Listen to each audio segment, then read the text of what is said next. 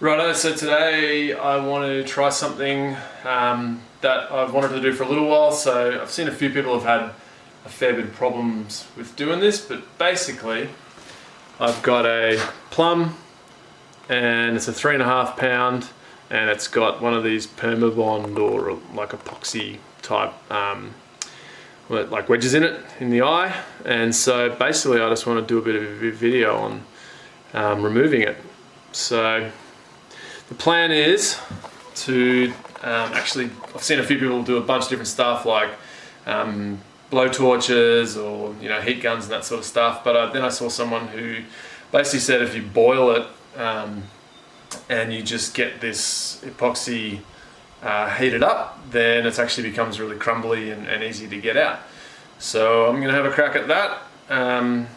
Apparently the actual the sort of chemical compounds, whatever they are, that are in this epoxy are pretty gnarly.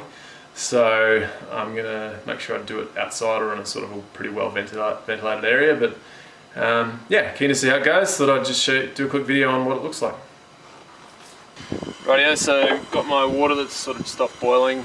Yeah, just going to boil it, heat it up for a couple of minutes and see what happens.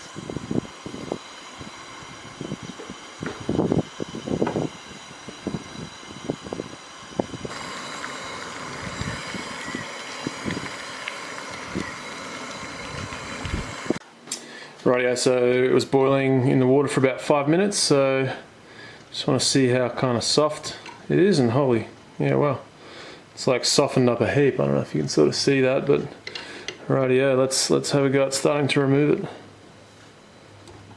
Oh yeah, wow.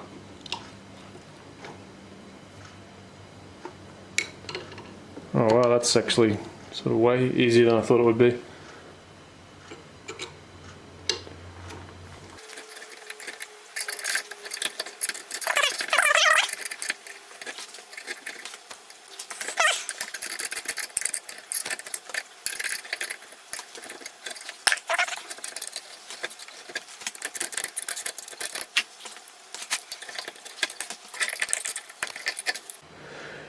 Rightio, so that's sort of the first pass of the clean out. You can see that I think it actually goes right down the kind of sides here.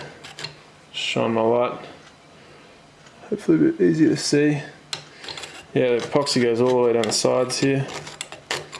And there's a fair bit of the back there. So I'm going to whack it back in the boiling water for a little bit.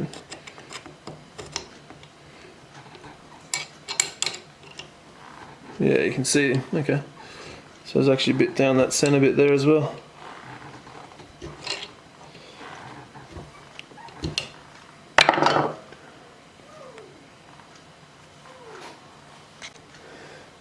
Righto, we've just had it in the boiling water for a second time. I guess we'll just start to get a bit more of this out.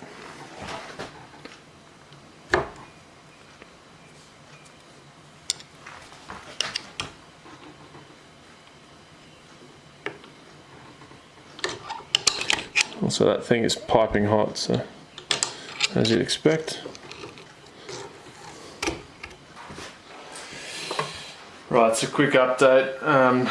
The screwdrivers kind of didn't really end up working that well. What I've found is working well is I've got this saw just with a really sharp kind of point on it, and I'm actually kind of just like digging it in and then driving it down and then like lifting it up, and you can sort of see that heaps of the resin is kind of coming out that way.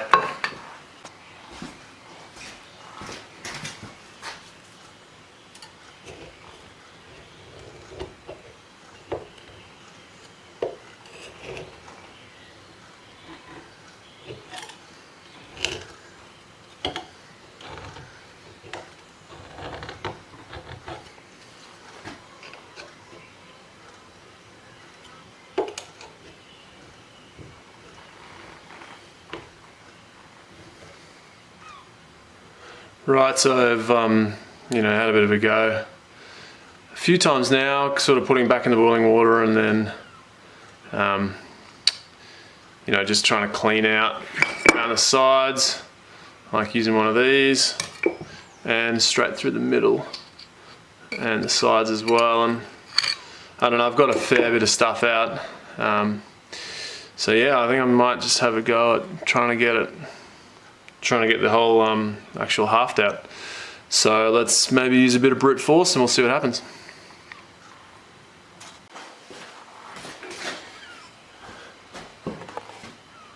Righto, got this drift that I kind of cut out myself. Let's just have a go.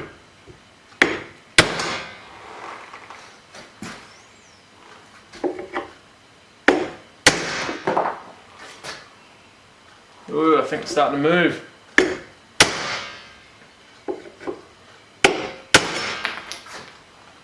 Oh, tiny little bit. Jeez.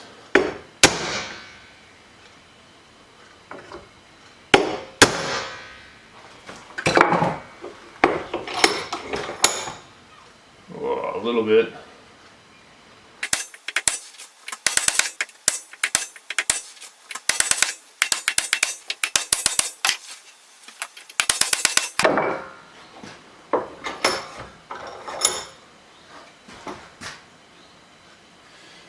Getting millimeters each time, but we're slowly getting there. I might just clean the top out a little bit more.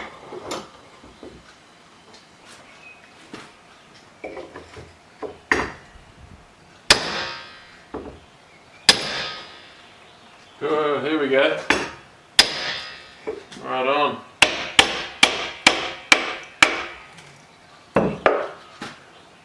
There you go.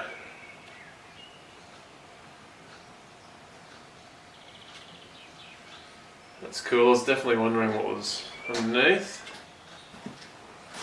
Cool. Well, yeah, there you go. So I was always really interested in what was actually in, what the sort of head looked like. I mean, the haft looked like inside one of those heads that had been epoxied, but you can see it's like, you know, got its kerf cut down. It's only a couple of centimeters down, and obviously that all fills up with epoxy.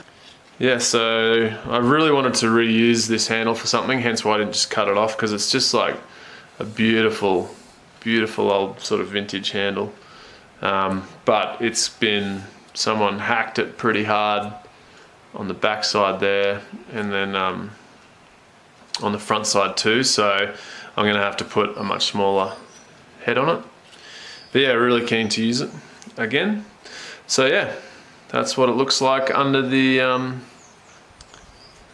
inside one of those epoxy heads.